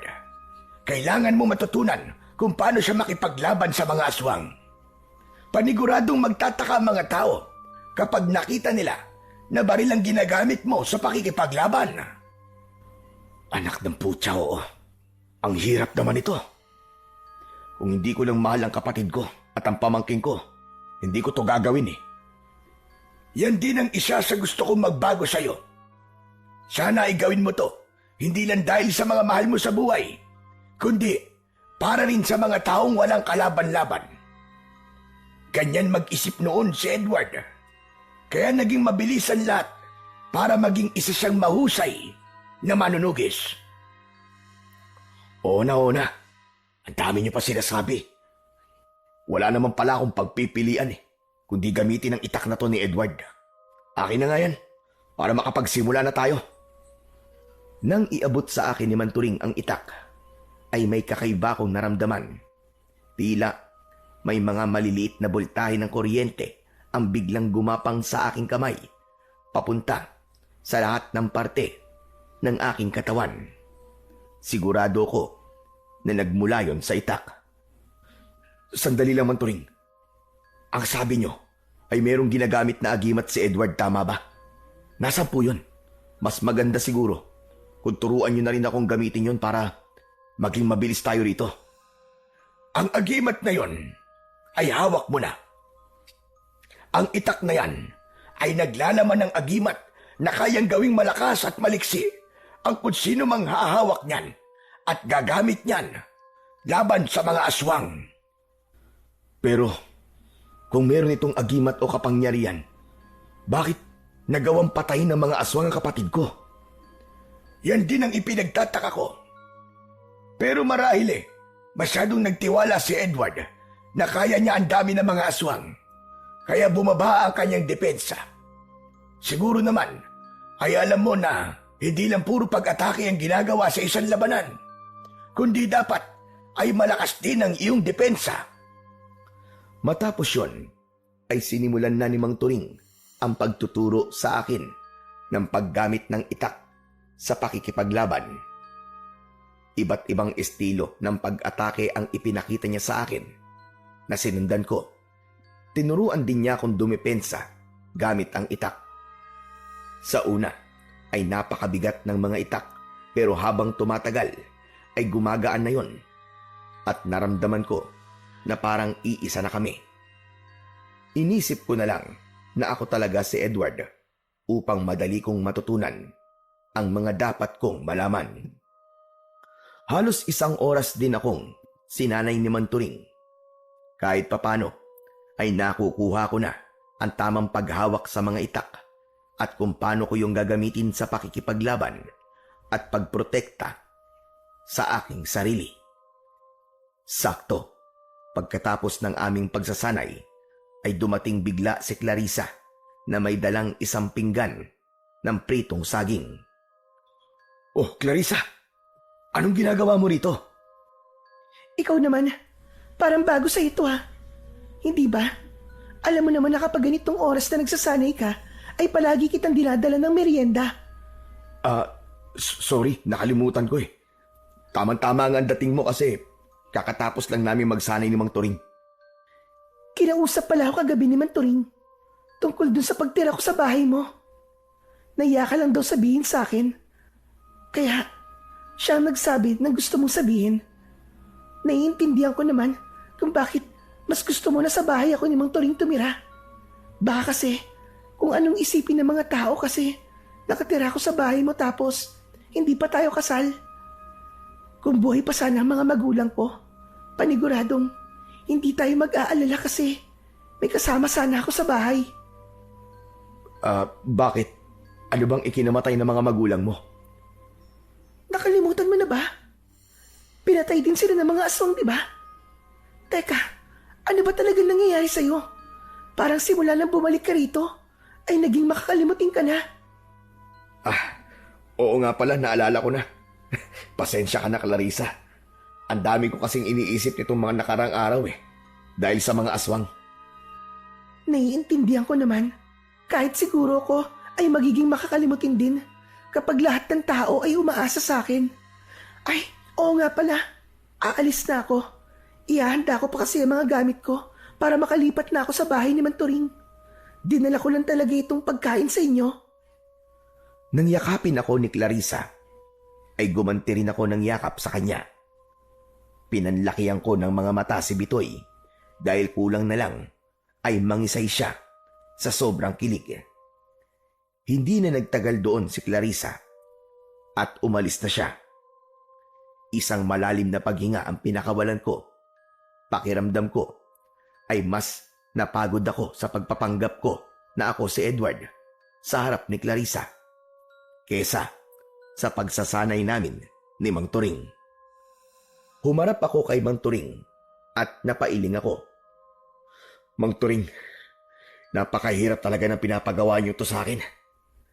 Para akong artista na gumaganap sa karakter na wala akong ideya kung anong klaseng tao siya. Matagal akong nawala rito sa baryo, kaya hindi ko alam kung paano magsalita at kumilos ang kakambal ko. Sa tingin ko naman ay maganda ang ginawa mo. Nakita mo naman na hindi nagduda sa'yo si Clarissa. E paano kapag makikipaglaban na ako sa mga aswang? Paano kung hindi ko makuha ang mga galaw at galing ni Edward? Huwag kang mag-isip ng ganyan. Alam kong malaki ang tiwala sa'yo ng kakambal mo. Kaya niya naisip na ipasa sa'yo ang tungkulin niya sa baryo natin. At gusto ko ring sabihin na maganda ang ipinakita mo sa ating pagsasanay. Mabilis kang matuto, kagaya ni Edward. Hindi nakapagtataka. Nakakambal ka niya. Sus, binolo niyo pa ako. Nagsasabi lang ako ng totoo, Edwin.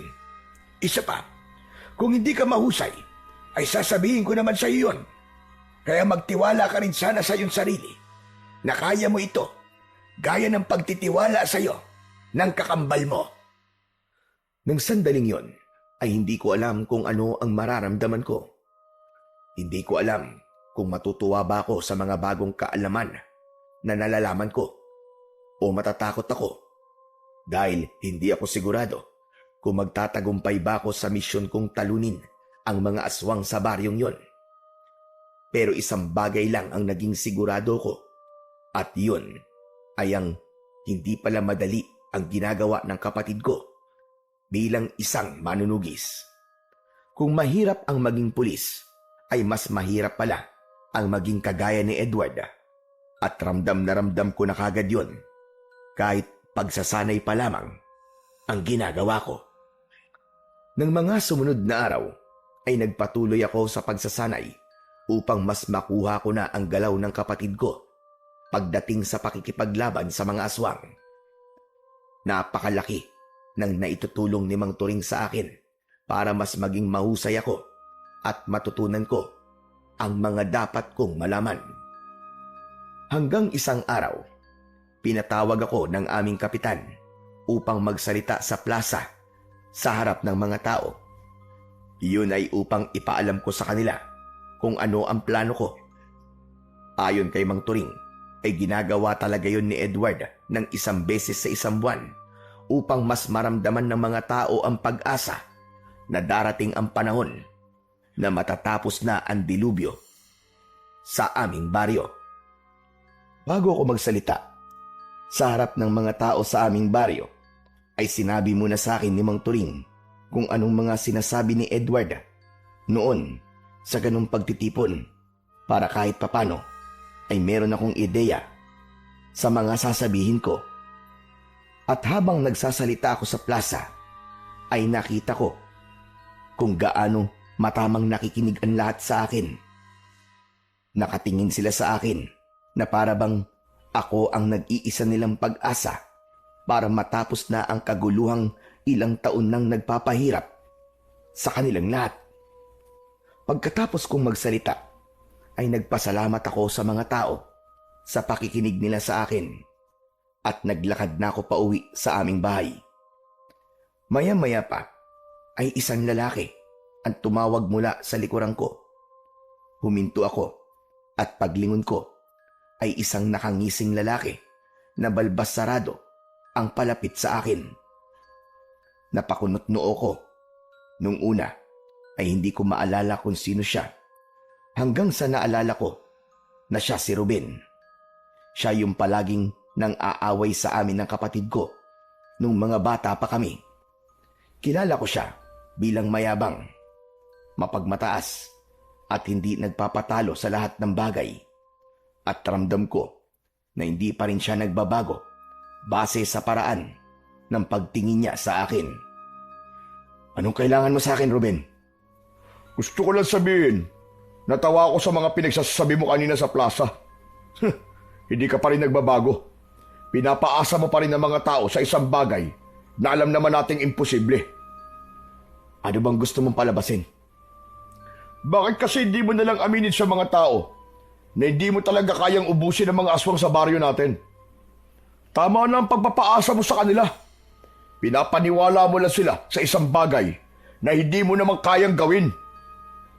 Ikaw yata ang hindi nagbabago. Hanggang ngayon ay mayabang ka pa rin. Aba, nakapagtataka na sumasagot ka sa akin ng ganyan ah. Dati naman palagi ka lang tahimik. Alam mo, Kung meron man dapat na totoong iduluhin ng mga tao dito, ay ako yon. Hindi lang ikaw ang nakikipaglaban sa mga aswang, kundi ako rin. Umamin ka na nga sa akin. May ginagamit ka bang orasyon sa mga tao para ikaw lang ang purihin nila? Hindi ko kailangan ng orasyon para makita ng mga tao kung anong ginagawa ko. Baka naman kasi nakikita rin ng mga tao ang ginagawa mo. Pero bukod dun, ay nakikita nila na may mali sa'yo. Hindi mo ba naisip yon? Iba ka na talaga magsasasagot ngayon, ha? Parang hindi na ikaw si Edward, ha? Pero alam mo, masaya ako na nakaligtas ka nung sumalakay ka sa kuta ng mga aswang. Hindi ko akalain na mabubuhay ka pa eh. Maganda rin talaga na sinunod mo ang payo ko sa'yo. Anong payo ang sinasabi mo? Nakalimutan mo na ba? Ako nagsabi sa'yo na umatake ka sa gabing yon dahil kakaunti ang mga aswang na nasa kanilang kuta. Pasensya ka na rin kung hindi kita nasamahan ng gabing yon, gaya na sinabi ko sa'yo. Alam mo na, may mas importanteng bagay kasi akong ginawa eh. Nakakalokong ngumisi si Ruben. Tinapik niya ang braso ko at saka siya naglakad palayo. Hindi ako gumalaw sa kinatatayuan ko. Pinag-isipan kong mabuti ang mga sinabi sa akin ni Ruben. Bilang isang pulis, naramdaman ko na may mali sa mga sinabi ni Ruben, lalo na sa parting sinabi niya na sasamahan niya dapat si Edward sa pag-atake sa kuta ng mga aswang. Pero hindi na ito tumuloy. Maya-maya pa ay nagpatuloy na ako sa paglalakad. Iniisip ko pa rin ang mga sinabi ni Ruben. Nang nakarating na ako sa bahay ay umupo ako sa upuang nasa harapan ng bahay na nasa ilalim ng isang puno ng mangga. Nang dumating si Mang Turing ay umupo siya sa tabi ko. Parang ang lalim yata ng iniisip mo. Tungkol ba yan sa pagsasanay na ginagawa natin? Huwag kang mag-alala, Edwin. Ako na nagsasabi sa'yo. Araw-araw ay humuhusay ka. Nakukuha mo na ang galaw ng kakambal mo. Hindi naman po yun ang iniisip ko, Mang Turing eh. Kanina kasi, kinausap ako ni Ruben. Talaga? Aba, ano naman sinabi sa'yo ng damuho na yon? Di pa rin po siya nagbabago. Kung ano siya nung umalis ako rito, ay ganun pa rin siya. Napakayabang pa rin niya. Totoo bang nakikipaglaban din ho siya sa mga aswang? Oo. Nang malaman niya noon na gustong maging manunugis ni Edward, ay sinabi rin niya sa akin na gusto rin niyang maging manunugis. Kilala mo naman si Ruben, hindi ba? Ayaw nung nagpapatalo, lalong-lalo na sa kapatid mo. Ang hilig niyang makipagkumpetensya kahit hindi niya yung kailangang gawin. Sinanay ko sila noon ni Edward, pero walang disiplina si Ruben, kaya itinigil ko ang pagsasanay sa kanya. Pero kahit hindi ko siya sinanay, gaya ng ginawa ko sa kapatid mo, ay itinuloy pa rin niya ang pakikipaglaban sa mga aswang. Pero alam niyo po ba, na si Ruben palang nagsabi kay Edward na sumalakay sa kuta ng mga aswang nung gabing namatay siya.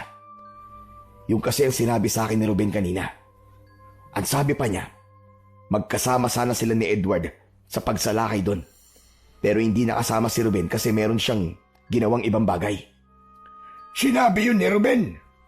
Aba, hindi ko alam ang tungkol sa bagay na yan. Hindi ko alam na magkasama pala sana silang dalawa sa pagsalakay sa kuta ng mga aswang sa gabi na yun. Hindi po ba nakakaduda ang bagay na yun, Mang Turing? Pakiramdam ko, pinagplanuhan ang pagkamatay ni Edward at may kinalaman doon ang hayop na si Ruben. Pulis ka nga talaga. Pero kilala ko si Ruben. Kahit mayabang yon, ay wala sa pagkatao niya ang gagawa ng paraan para mapahamak sa ganung paraan si Edward. Oo, ang tingin niya sa kakambal mo ay katunggali. Pero sa tingin ko naman, ay hindi aabot sa ganung bagay si Ruben. Ayokong alisin ang duda ko kay Ruben. Babantayan ko pa rin siya. Kung may kinalaman nga siya sa pagkamatay ng kakambal ko, sisiguraduhin ko na magbabayad siya. Kung gusto mong gawin yan ay hindi kita pipigilan. Pero sana ay mas bigyan mo ng atensyon ang iyong pagsasanay, lalo na't wala tayong ideya kung kailan sasalakay ang mga aswang. Huwag po kayong mag-alala, Mang Turing. Ginagawa ko naman po ang lahat para maging handa ako kung sakaling sumalakay ng mga aswang dito sa baryo. Gagawin ko po ang lahat para walang magginala na hindi ako si Edward. Yan ang gusto kong marinig mula sa iyo. Maraming salamat talaga, Edwin. Alam kong mahirap para sa iyo ang ginagawa mo ito. Ginagawa ko po ito bilang ito ang huling-hiling ng kakambal ko. At gaya ng sinabi niyo, ginagawa ko rin po ito para sa lahat ng taong nakatira sa baryo natin. Nakangiti akong tinanguan ni Mang Turing. Hindi nagtagal ay nagsimula na kaming magsanay.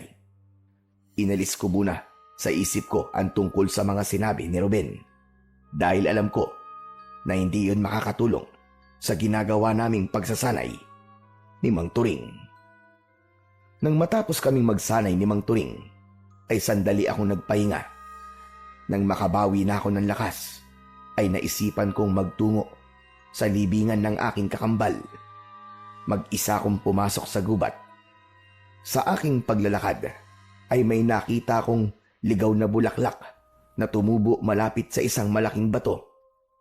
Pinitas ko ang mga bulaklak at nang makarating na ako sa libingan ni Edward, ay inialay ko ang mga bulaklak sa ibabaw nun. Ang daya mo, Tol. Talagang nauna ka na dyan sa kabilang buhay para makasama si nanay at tatay. Hindi mo man lang ako hinintay na bumalik dito sa atin. Tapos, grabing laki pa ng obligasyong iniwan mo sa akin.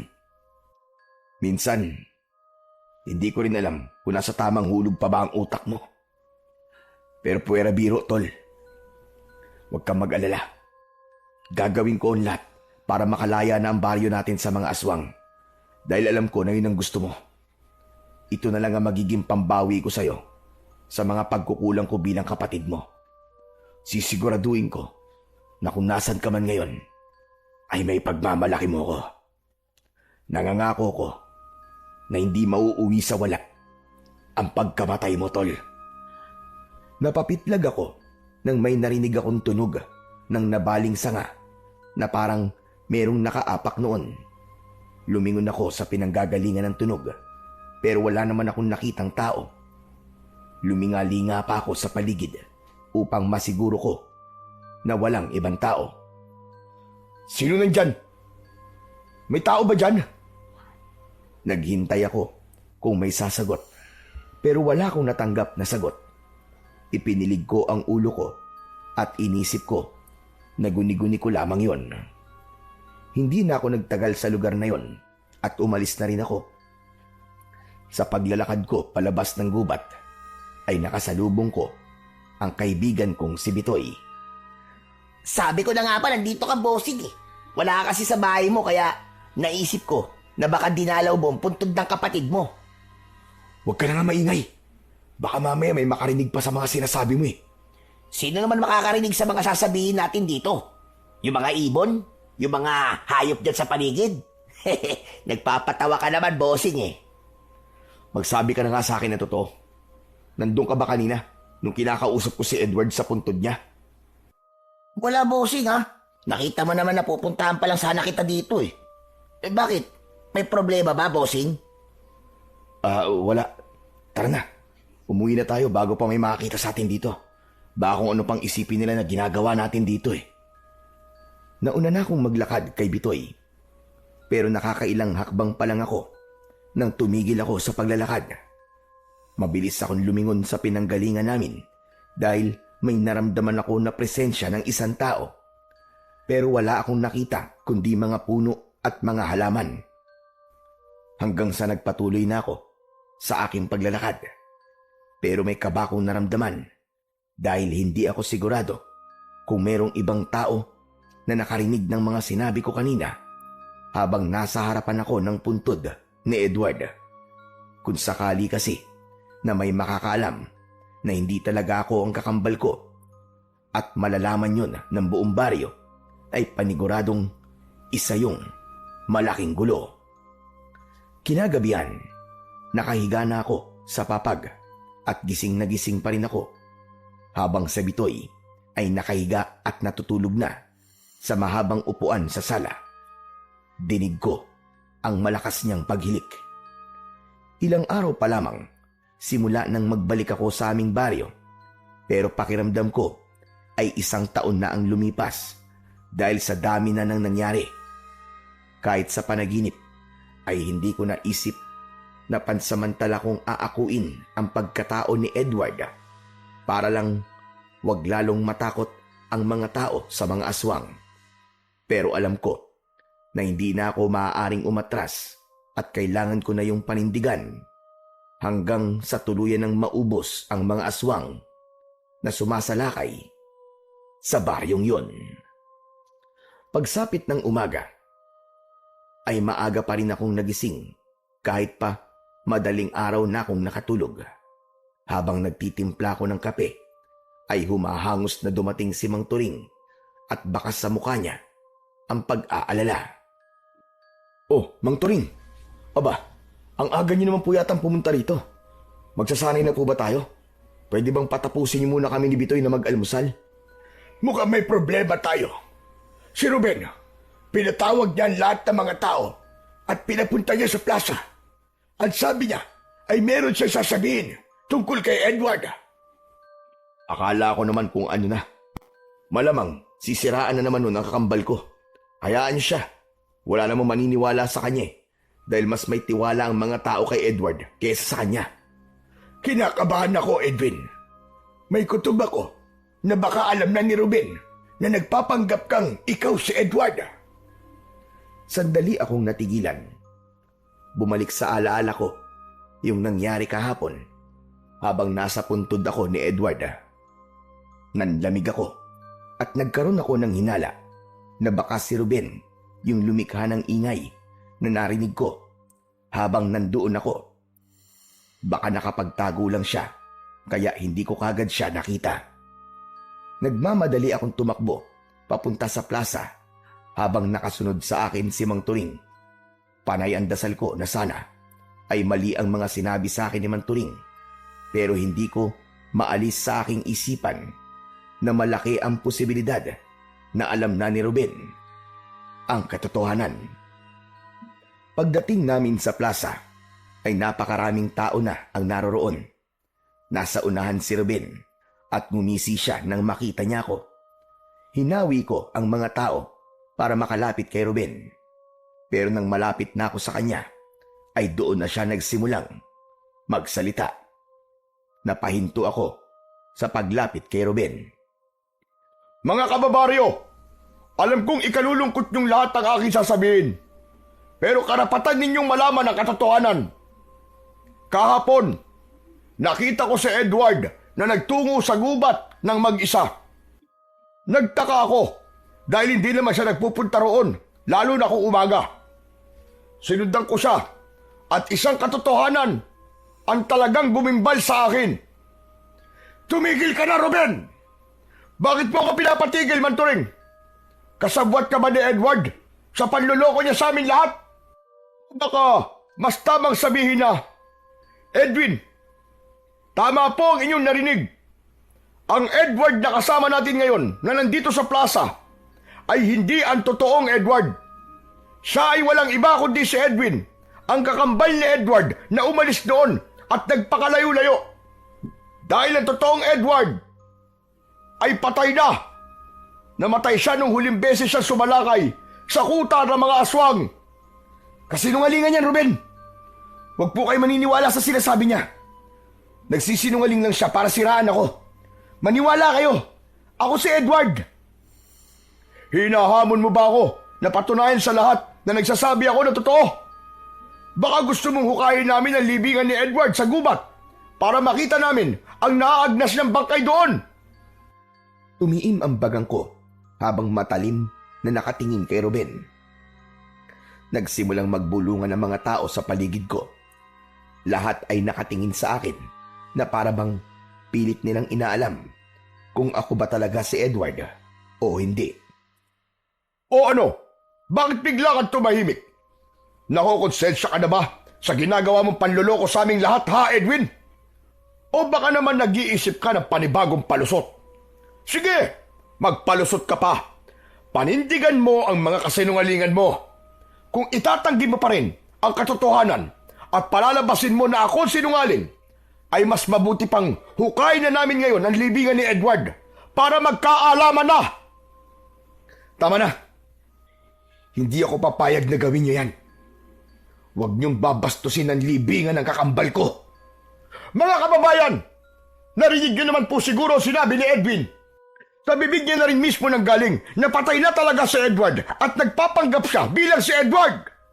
Malamang, sabik din sa pagiging sikat itong si Edwin kaya ninakaw niya ang katauhan ng kakambal niya.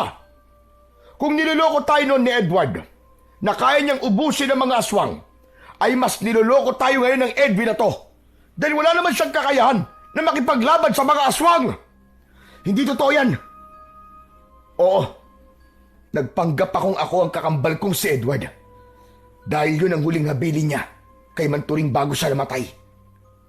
Maganda ang layunin ng kapatid ko kung bakit gusto niyang gawin ko yun. Ayaw niyang mawala ang pag-asa ng mga tao rito na makakalaya pa kayo sa takot sa mga aswang. Alam niya na siya lang ang inaasahan ng lahat pagdating sa pakikipaglaban sa mga aswang. Kahit ano sabihin mo, ay wala nang maniniwala sa'yo. Niloko mo kaming lahat eh. Maging si Edward ay niloko niya rin kami. Sa bagay, kambal nga pala kayong dalawa, kaya parehas kayong manloloko. Sabay-sabay na sumigaw ang mga tao ng manloloko at sinungaling. May mga tumawag pa sa akin ng huwad na manunugis. Gusto ko pa sanang magpaliwanag sa kanila, hindi para linisin ang pangalan ko, kundi para linisin ang pangalan ni Edward. Pero hinila na ako ni Mang Turing papalayo sa plaza. Paglabas namin ng plaza, ay sinalubong kami ni Bitoy at kasama na niya kami na umuwi ng bahay. Kahit malayo na kami sa plaza, ay dinig na dinig ko pa rin ang sigawan ng mga tao. Nasaktan ako, hindi para sa aking sarili, kundi para kay Edward. Pakiramdam ko kasi ay sinira ko ang maganda niyang reputasyon sa baryong yon na alam kong inalagaan niya ng napakahabang panahon. Nang nakauwi na kami sa bahay ko, ay agad kong isinarado ang pinto. Nagpalakad-lakad ako at nag-isip ako kung ano na ang sunod naming gagawin. Napakasama pala talaga ng ugali ng Ruben na yun. Hindi ba niya naisip na kaya ka nagpanggap, nakakambal mo, ay para rin sa baryo nyo? Hindi na yun maiisip ni Ruben. Dahil matagal na siyang may inggit kay Edward. Kaya naman, gagawin niya ang lahat para masira si Edward at para siya na ang hangaan ng mga tao. Magsasalita pa sana ako. Ngunit biglang dumating si Clarissa. Luhaan siya at nakatingin siya sa akin na para bang naguguluhan. Nang nakalapit si Clarissa sa akin, ay nagulat ako nang sinampal niya ako ng napakalakas. Walang iya ka! Manloloko ka! Kaya pala parang may kakaiba sa'yo. Dahil hindi ka naman pala si Edward. Clarissa, hayaan mong ako ang magpaliwanag sa'yo, iya. Isa ka pa, Manturing.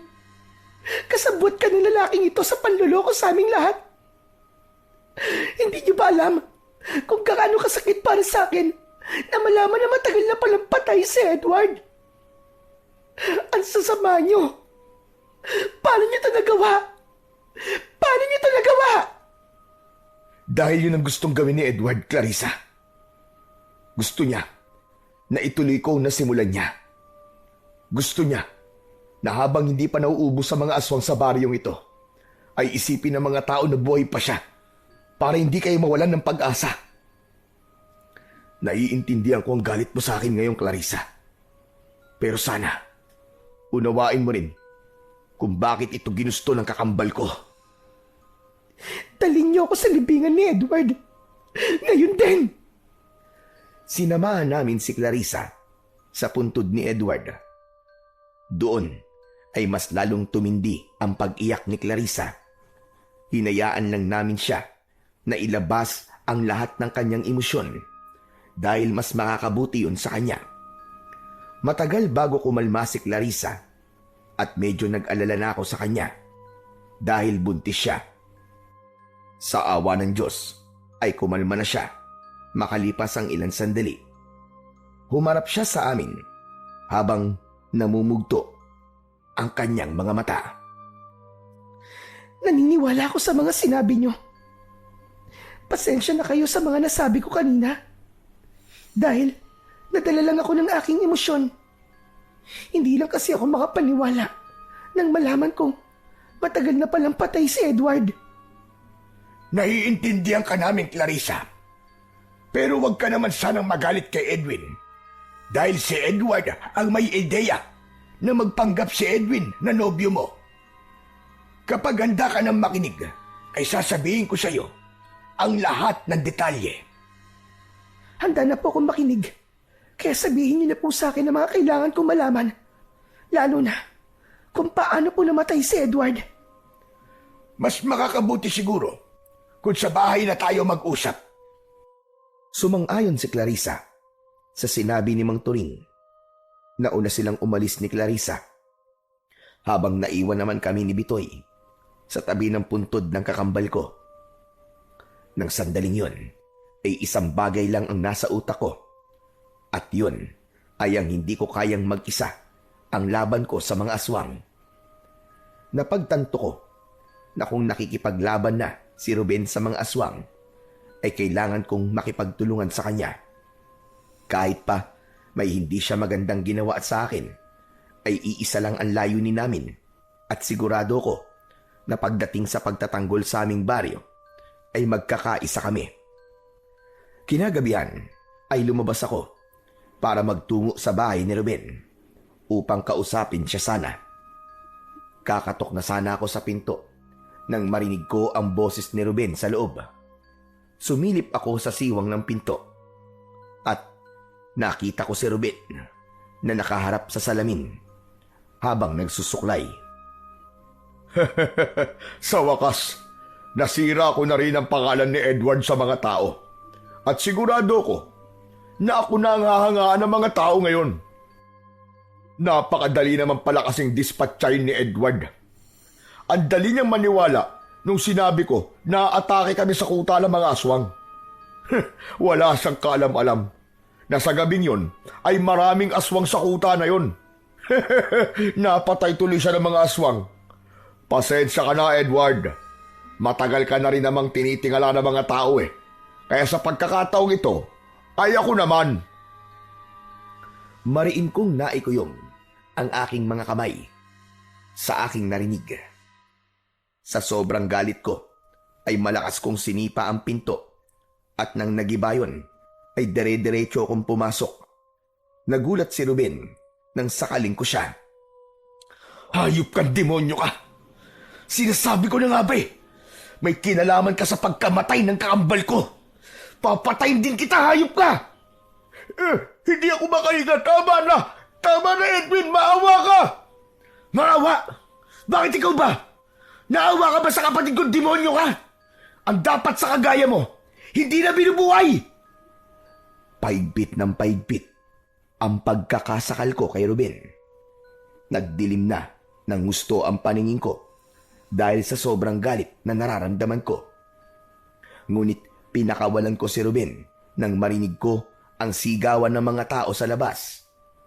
Nagmamadali akong lumabas at nagimbal ako nang makita ko ang mga aswang na sumasalakay sa mga bahay. Nakakatakot ang kanilang mga itsura. Mahaba ang bias nila at matutulis ang kanilang mga kuko. Meron silang matutulis na ngipin na animo ay mga patalim at mga matang pulang-pula. Mabilis akong tumakbo pabalik sa bahay. Inuha ko ang 2 itak at siniksik sa likod ng pantalon ko. at isiniksik ko naman ang baril ko sa gilid. Nang lumabas ako, ay nakita ko si Manturing na nakikipaglaban na sa mga aswang gamit ang itak. Edwin, mabuti na lamang at dumating ka na. Nandito na mga aswang. Oras na para ipakita mo sa lahat na kahit hindi ikaw si Edward, ay kaya mo pa rin maging tagapagtanggol ng ating baryo. Mabilis akong tumango sa sinabing yun ni Mang Turing. Agad ko kagad siyang tinulungan sa pakikipaglaban sa mga aswang. Ginamit ko ang mga natutunan ko sa kanya sa pagsasanay namin. Inisip ko na kasama namin si Edward sa laban na yon. At inisip ko na ginagawa ko yon para mabigyan na ng tuldok ang takot ng mga tao laban sa mga aswang. Nagtalikuran kami ni Mang Turing nang pinalibutan kami ng mga aswang. Ibinalik ko sa kaluban ang 2 itak at saka ko inilabas ang aking baril. Isa-isa kong pinaputukan ang mga aswang at sinigurado ko na sa ulo ko sila tinatamaan upang masiguro ko ang kanilang kamatayan. Nang sabay-sabay na umatake sa amin ang mga aswang, ay muli kong inilabas ang aking mga itak. Naramdaman ko ang pagdaloy ng enerhiya ng itak papunta sa aking katawan hanggang sa kahuli-huli ang himaymay ng aking laman. 2 aswang kagad ang sabay kong sinaksak sa kanilang leeg. Lumuhod ako at 2 aswang din ang nilasdas ko ang tiyan at parehas na lumabas ang kanilang mga laman loob at sumambulat ang dugo. Nagpatuloy ang madugong labanan. Ramdam ko na maging si Mang Turing ay walang balak na sumuko kahit alam kong pagod na siya at may katandaan. Punong-puno kami ng determinasyon na tapusin na sa gabing yon ang bangungot na matagal nang bumabalot sa aming baryo. Mas lalo pang lumakas ang loob ko dahil alam ko na kailangan kong patunayan sa lahat ng mga tao na kahit hindi ako ang kakambal kong si Edward, ay kaya ko pa rin maging tagapagtanggol. May mga pagkakataon na nasusugatan ako ng mga aswang. Pero hindi ko yun inintindi. Bagkus, mas lalo ko pang pinaghusay ang aking pakikipaglaban. Hindi ko inalis sa isip ko na nasa tabi ko si Edward at kasabay ko siyang nakikipaglaban sa mga kampon ng kadiliman. Hindi ako makapaniwala nang biglang dumating si Bitoy na may daladala ring itak. Nagsimula na rin siyang tumulong sa pakikipaglaban. Nang makalapit siya sa akin, ay inabot niya ang lalagyan ko ng mga bala. Bitoy, umalis ka na rito! Baka mapano ka pa! Hindi ko kayang panoorin ka na lang, bossing. Maraming beses mo na akong tinulungan. Kaya dapat lang kitang tulungan sa pagkakataong ito. Patay na akong patay. Anak nang, ang tigas talaga ng ulo mo. Bala ka na nga sa buhay mo. Pero salamat. Huwag ka mamamatay, ha. Pag namatay ka, papatayin kita. Nye! Mabilis ko nilagyan ng mga bala ang aking baril. Ginamit ko yon upang barilin ang mga aswang na nasa malayo at hindi abot ng aking itak. Makalipas ang halos 1 oras, ay doon ko lang napansin ang dami ng mga aswang na napatay namin. Nakabulagta ang mga aswang na duguan at puno ng sugat mula sa aming mga itak. Hanggang sa iilang aswang na lamang ang natitirang buhay. Tila nakaramdam na sila ng takot, kaya umatras na sila at tumakbo ng mabilis papalayo. Hoy, ano? Bumalik kayo rito! Hindi pa ako tapos sa inyo! Tatagtadin ko kayo ng pinong-pino! Gagawin ko kayong bobbies! Tama na, Bitoy, tama na. Umalis na nga eh. Pababalikin mo pa. Pero hindi pa natin sila nauubos eh. Baka mamaya bumalik pa mga damuhong yun dito eh. Sa tingin ko, hindi na maglalakas ng loob na bumalik ang mga yon. Alam kong nakita at naramdaman nila na hindi nila tayo kaya. Isa pa, kakaunti na sila. Wala nang laban ng bilang nila sa atin, kahit 3 lang tayo. Napansin ko ang mga taong unti-unting lumalabas sa kani-kanilang bahay. Nakatingin sila sa amin na para bang hindi sila makapaniwala sa aming nagawa. Hanggang sa kinausap ni Mang Turing ang mga tao. Mga kababaryo, nakita niyo naman siguro ang ginawa ni Edwin para lamang maprotektahan kayong lahat. Siguro naman ay hindi niyo naiisipin na hindi niya kayang makipaglaban sa mga aswang dahil hindi siya si Edward. Tandaan niyo, lahat tayo ay maaaring maging bayani ng ating baryo kung meron tayong lakas ng loob at tapang na labanan ng kasamaan. Siguro naman mga kababaryo ay naiintindihan niyo na rin kung bakit ginusto ni Edward na huwag agad ipaalam sa inyo ang kanyang kamatayan. Huwag kayong mag-alala. Hindi ako galit sa inyo. Naiintindihan ko kung bakit niyo ko sinabihang sinungaling at manluloko. Pero sana ay huwag niyong kakalimutan ang mga nagawa ni Edward para sa inyo sa loob ng napakahabang panahon. Huwag niyo sanang hayaang maburaan lahat ng pagsasakripisyo niya nang dahil lang sa isang pagsisinungaling. Sana ay maalala niyo siya bilang isang bayani na ibinuwis ang kanyang buhay para sa inyong lahat. Walang kahit isa ang nagsalita. May ilan na napayuko at tila nahihiyang tumingin sa amin. Tumingala ako sa langit at isang matamis na ngiti ang kumawala sa aking labi. Umasa ako na sana ay nakita ni Edward ang lahat ng nangyari sa gabing yon at sana ay masaya na siya sa kung saang lugar man siya naroroon.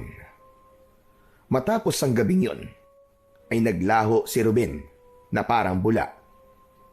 Malakas ang hinala ko na nahiya na siyang magpakita sa baryo namin matapos kong malaman na may kinalaman pala siya sa pagkamatay ng kakambal kong si Edward. Bago kami bumalik ni Bitoy sa Maynila, ay lumapit sa akin ang mga taga-baryo at humingi sila ng tawad sa mga naging pagdududa at galit nila noon sa akin. Magaan ang pakiramdam ko habang paalis dahil alam kong tapos na ang gulo at wala na akong dinadalang bigat sa aking dibdib. Kapag nagkakaroon ako ng pagkakataon, ay bumabalik ako sa baryo namin para kumustahin ang lahat. Natutuwa ako tuwing sinasabi sa akin ni Mang Turing na wala ng pag-atake ng mga aswang mula nung gabing nakipaglaban kami sa mga aswang. Ilang buwan ang lumipas at nanganak na si Clarissa at bilang pag-alala kay Edward ay nagbibigay ako ng pinansyal na tulong para sa aking pamangkin. Sa lahat ng nangyari, natutunan kong pahalagahan ang oras kasama ang mga mahal ko sa buhay dahil hindi ko alam kung kailan sila mawawala. Natutunan ko rin na lahat ng hangarin ko sa buhay ay matutupad basta't malinis ang aking intensyon at para sa kabutihan ang aking ginagawa.